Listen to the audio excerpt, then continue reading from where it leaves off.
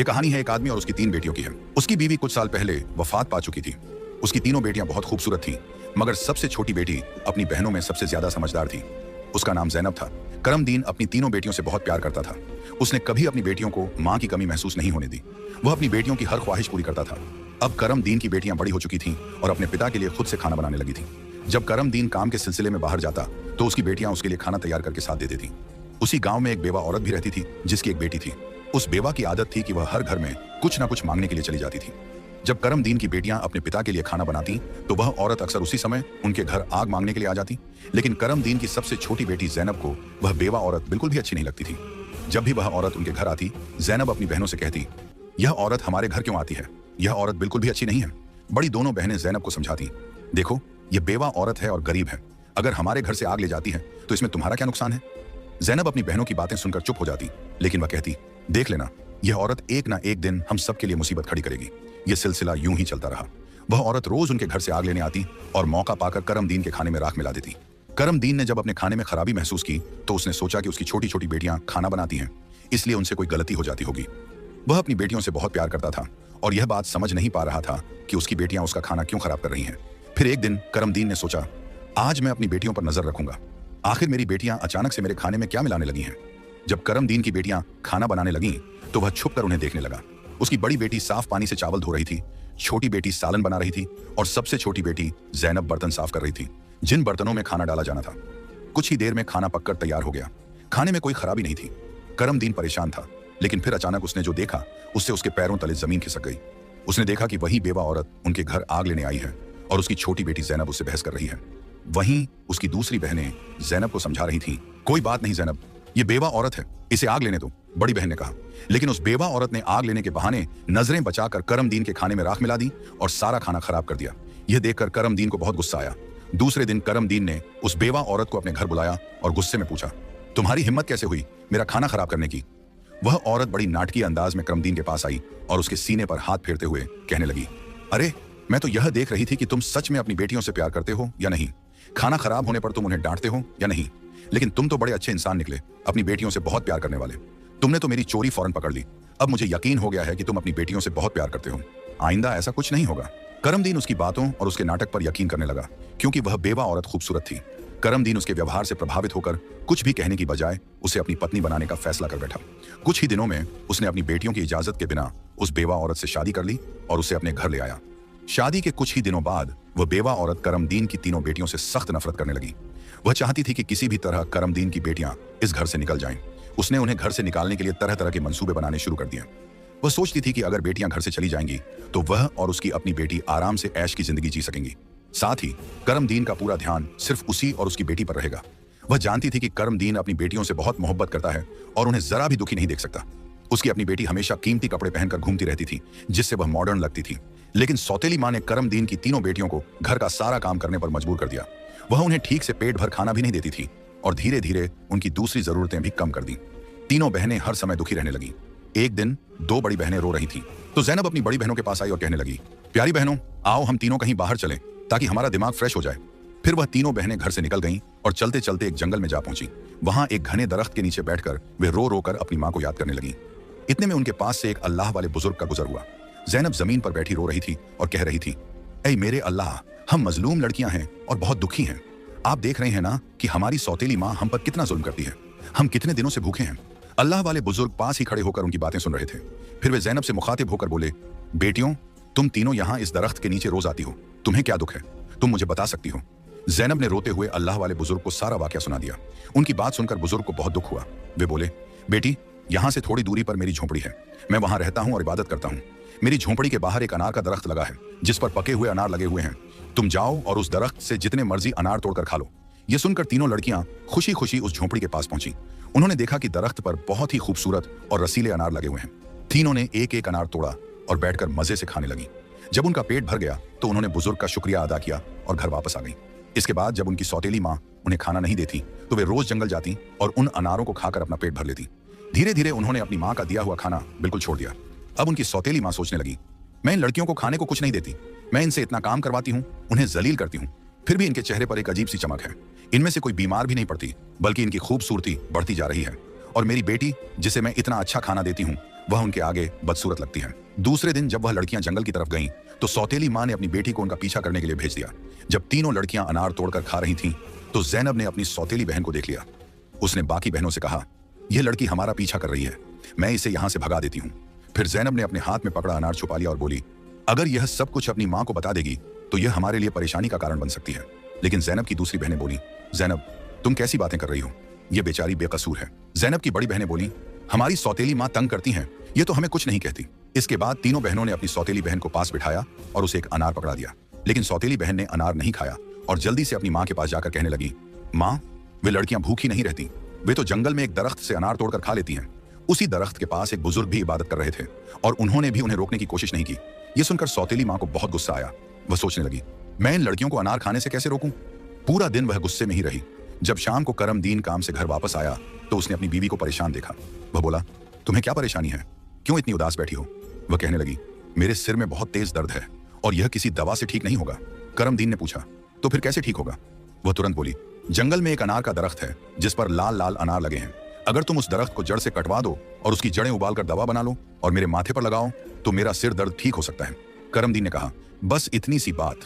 फिर उसने कुछ आदमियों को बुलाया और उन्हें पैसे देकर कहा, जंगल में एक अनार का दरख्त है, तुम लोग उसे जड़ से उखाड़ फेंको और उसकी जड़ें मुझे लाकर दो। कुछ ही घंटों में वे आदमी उस दरख्त को जड़ से उखाड़कर उसकी जड़ें करमदीन के पास ले आए। करमदीन ने जल्दी से आग जलाई और उन जड़ों से दवा बनाकर अपनी बीवी के माथे पर मलने लगा। थोड़ी ही देर में उसकी बीवी कहने लगी, अब मुझे आराम है। अगले दिन जब तीनों बहनें जंगल गईं तो उन्होंने देखा कि अनार का दरख्त किसी ने जड़ से उखाड़ दिया है। यह देखकर वे बहुत परेशान हो गईं और सोचने लगी, अब हम क्या खाएंगे। तभी वे तीनों लड़कियां वहीं बैठकर रोने लगी। उनके रोने की आवाज सुनकर अल्लाह वाले बुजुर्ग अपनी झोंपड़ी से बाहर आए। वे समझ गए कि लड़कियां क्यों रो रही हैं। वे बोले, इसमें रोने की क्या बात है, अल्लाह तुम्हें इससे भी बेहतर कुछ देगा। फिर अल्लाह वाले बुजुर्ग ने अपनी उंगली से जमीन की तरफ इशारा किया और वहां पर एक छोटी सी नदी बन गई जिसमें पानी की जगह दूध बह रहा था। उन्होंने उन लड़कियों को एक मिट्टी का प्याला दिया और कहा, जहां से जितना मर्जी हो दूध पियो। लड़कियां बहुत खुश हुईं और मिट्टी के प्याले में दूध भरकर पीने लगीं। जब उनका पेट भर गया तो वे बुजुर्ग का शुक्रिया अदा करके घर वापस आ गईं। इसके बाद उनका रोज का यह मामूल हो गया कि वे तालाब के पास जाती और मिट्टी के प्याले में दूध भरकर पी लेती। उनकी सौतेली मां उनकी सेहत देखकर हैरान थी। उसने अपनी बेटी को बुलाया और कहा, मैंने तो जंगल से अनार के दरख्त का नामो निशान मिटा दिया था, फिर भी इन लड़कियों की सेहत पर कोई असर नहीं पड़ा। मैं तो इन्हें पेट भर खाना भी नहीं देती, आखिर ये ऐसा क्या खा रही हैं जिससे इनकी सेहत इतनी अच्छी हो रही है। उसने अपनी बेटी से कहा, इनका पीछा करो और पता लगाओ कि ये क्या खाती हैं।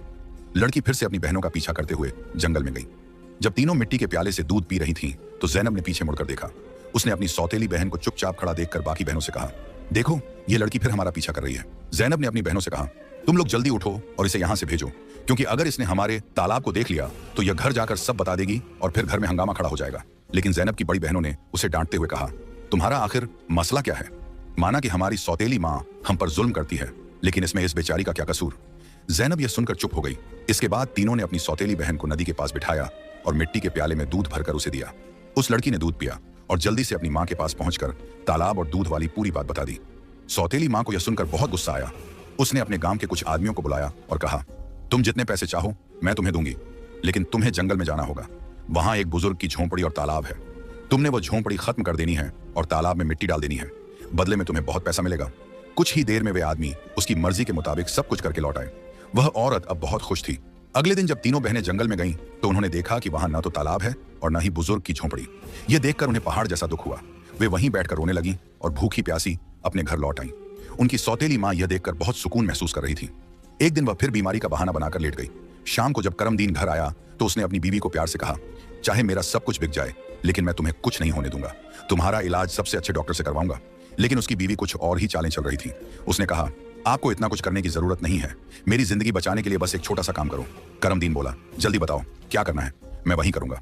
उसकी बीवी बोली, तुम अपनी तीनों बेटियों का खून निकालकर मेरे हाथों और पैरों की हथेलियों पर मल दो, तभी मैं ठीक हो सकती हूँ। यह सुनकर करमदीन की आंखों में आंसू आ गए, क्योंकि वह अपनी बेटियों से बेहद मोहब्बत करता था। वह चुपचाप कमरे से बाहर निकला और अपनी बेटियों को ढूंढने लगा, लेकिन बेटियां घर में नहीं थीं। वह परेशान होकर उन्हें ढूंढते ढूंढते कब्रिस्तान पहुंचा। वहां उसने देखा कि उसकी तीनों बेटियां अपनी मां की कब्र के पास बैठकर रो रही हैं। यह देखकर करमदीन का दिल कांप गया। एक तरफ उसकी बीवी की ख्वाहिश थी और दूसरी तरफ उसकी बेटियों की जिंदगी। करमदीन को समझ नहीं आ रहा था कि वह क्या करे। उसने सोचा कि उसकी बीवी उसकी बेटियों से कभी खुश नहीं होगी और उसकी बेटियां अपनी सौतेली मां के साथ खुश नहीं हैं। इसलिए उसने फैसला किया कि बेटियों को कहीं दूर ले जाएगा। उसने अपनी बेटियों को गले लगाया और कहा, ऐ बेटियों, तुम क्यों परेशान होती हो, मैं तुम्हें कहीं और ले चलता हूं। वह अपनी बेटियों को एक घने जंगल में ले गया। वहां उसने मिट्टी का चूल्हा बनाया और बेटियों को खाना बनाकर खिलाया। जब बेटियों ने पेट भरकर खाना खा लिया तो वे एक दरख्त के नीचे सो गईं। करमदीन ने अपनी बेटियों को वहीं सोते हुए छोड़ दिया और वहां से भाग गया। उसके दिल में यही ख्याल था कि कम से कम मेरी बेटियां जिंदा तो रहेंगी और अपनी सौतेली मां के जुल्म से बची रहेंगी। रास्ते में उसने एक हिरण का शिकार किया और उसका खून लेकर अपनी बीवी को दे दिया। उसकी बीवी ने वह खून अपने हाथों और पैरों पर लगाया और खुश होकर कहा, अब मुझे आराम है। उसे यकीन हो गया कि करमदीन ने अपनी बेटियों को मार दिया। दूसरी तरफ जब तीनों बहनें जागी तो उन्होंने देखा कि उनका बाप उन्हें छोड़कर जा चुका है। वे अपने बाप को पुकारने लगी। जंगल में जंगली जानवरों की आवाजें सुनकर वे डर गईं और रोने लगी। इत्तेफाक से उसी जंगल में 3 दोस्त शिकार के लिए आए थे।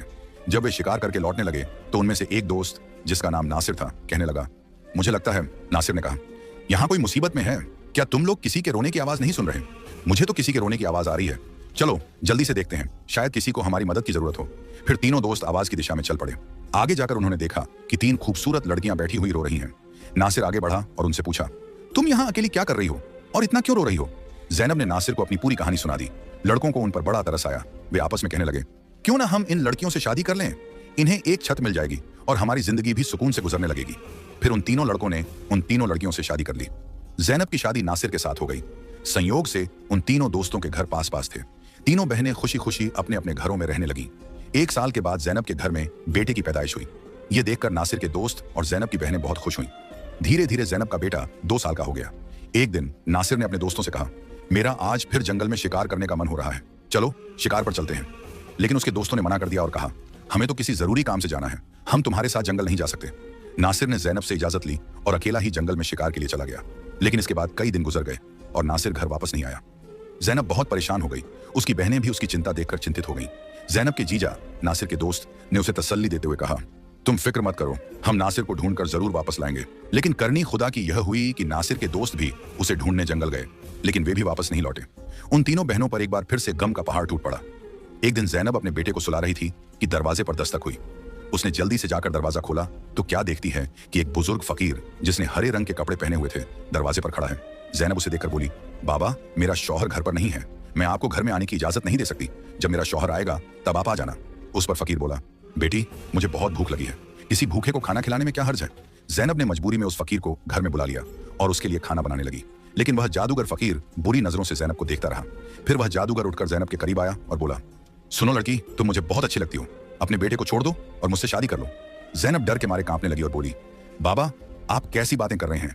मैं शादीशुदा हूं और एक बच्चे की मां हूं, आपकी हिम्मत कैसे हुई ऐसा कहने की?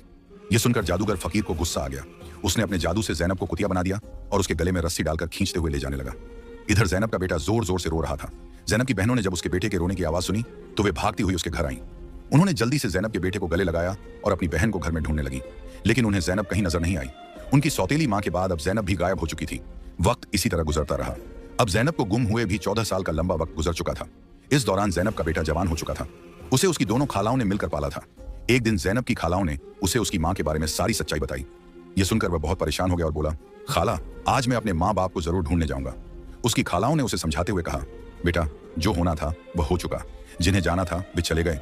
अब हम तुम्हें नहीं खोना चाहती। हमारे शौहर भी जंगल गए थे और वे भी कभी वापस नहीं आए। अगर तुम भी चले गए तो हम किसके सहारे जीएंगी? लेकिन लड़के ने कहा, खाला, आप फिक्र मत कीजिए, मैं अपने बाप और बाकी सबको ढूंढकर वापस जरूर लाऊंगा। फिर वह लड़का जंगल की तरफ निकल पड़ा। कई दिनों तक जंगल में इधर उधर भटकता रहा, लेकिन उसे कुछ समझ नहीं आया कि वह अपने माँ बाप को कहां ढूंढे। इसी तरह तलाश करते करते वह एक ऐसे इलाके में पहुंचा जो पूरी तरह पत्थरों का इलाका था।